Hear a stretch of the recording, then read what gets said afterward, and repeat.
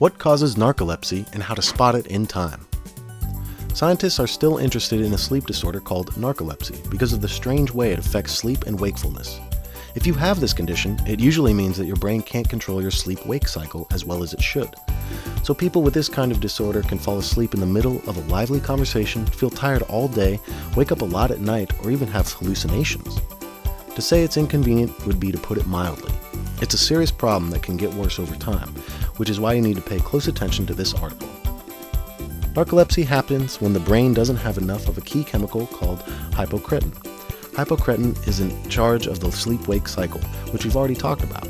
We tried to look at narcolepsy closely to find out what causes it and what signs to look out for.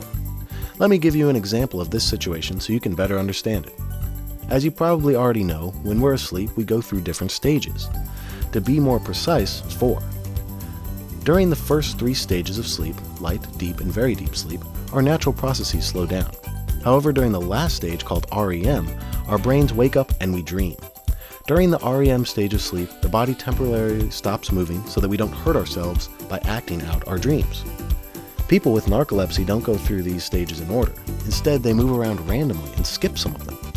Some people can wake up in an REM stage right after they fall asleep. Even when they are awake, they might have weak muscles because of the REM stage. Narcolepsy makes it hard to tell the difference between sleeping and waking up. People's dreams may become real, and they may see hallucinations when they are falling asleep or just waking up. The National Institutes of Health says that this is a problem for more than 150,000 people in the United States alone. From there, the numbers only go up. Narcolepsy is thought to be an autoimmune neurological disease because it is caused by our immune system reacting in the wrong way. At first, our immune system is meant to keep infections and viruses away from our bodies to protect our health. But in this case, it attacks the part of the brain that makes hypocretin by mistake, a chemical that is in control of sleep and wakefulness states. Most of the time, narcolepsy is caused by a lack of this chemical in the brain. Researchers from Stanford thought that they were dealing with an autoimmune condition because they still didn't know what was causing the shortage. There could be another reason though. Since the very first stage of narcolepsy doesn't show a big lack of the chemical hypocretin, there is a chance that a brain injury can sometimes be to blame. When the part of the brain that controls REM sleep is hurt, which can be caused by both a head injury and a brain tumor, narcolepsy symptoms are likely to show up. This condition doesn't care about a person's age, so it can just as easily affect a teenager's wake-sleep cycle as it can an older person's. What you can do is pay attention to any changes you notice in how you sleep and your health as a whole. Here are some of the most common signs that someone has narcolepsy. Number 1. Daytime sleepiness and tiredness that you can't stop. No matter how much sleep they have, people feel very sleepy during the day. Sleep attacks can be so hard to stop that they can get in the way of a person's daily life, no matter what they're doing. It could be anything like eating or laughing. Number 2. Sudden muscle weakness.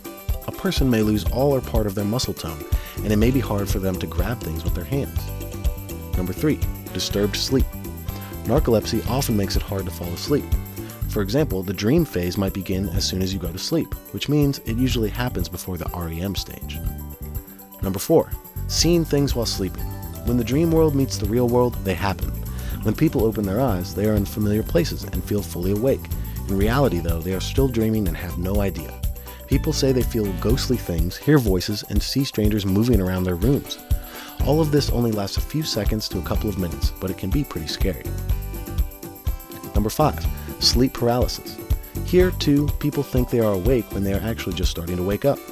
Even when they try to move, talk, or scream, they can't. Some of the symptoms listed above may only happen once and are nothing to worry about. They can be caused by things like stress, not getting enough sleep, or taking medicines and other stimulants. Other symptoms may go away if you stick to a regular sleep schedule, avoid triggers like caffeine and alcohol, and try to relax before bed. But if the signs of narcolepsy keep happening, you should make an appointment with a sleep specialist called a somnologist to find out what's really wrong.